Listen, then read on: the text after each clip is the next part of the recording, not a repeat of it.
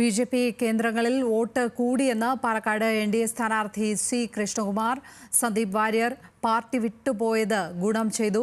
മൂത്താൻതറ, വടക്കന്തറ ഭാഗങ്ങളിൽ വോട്ട് കൂടി. രാഹുൽ മാങ്കൂട്ടത്തിൽ 3-ാം സ്ഥാനത്തേക്ക് പോകുമെന്ന് വീണ്ടും കൃഷ്ണകുമാർ ആവർത്തിച്ചു പറഞ്ഞു. വിജയിക്കാൻ കഴിയുന്നുള്ള പ്രതീക്ഷനെ അതിന് 2-3 ഘടകങ്ങളുണ്ട്. ഒന്ന്, നഗരസഭാ പരിധിയിൽ ഞങ്ങളുടെ ശക്തി കേന്ദ്രങ്ങളിലുണ്ടായിട്ടുള്ള പോളിംഗിലുണ്ടായിട്ടുള്ള വർധനവ്.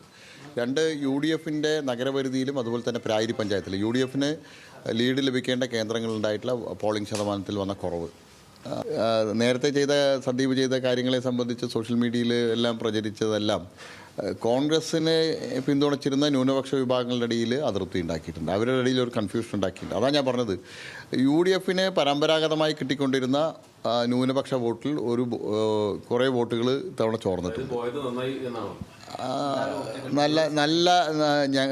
ഞങ്ങളെ സംബന്ധിച്ചോളം നല്ല കാര്യവും കോൺഗ്രസിനെ സംബന്ധിച്ചോളം ഒരു ദുശകുനായിട്ട് അത് മാറി എന്നുള്ളതാണ്.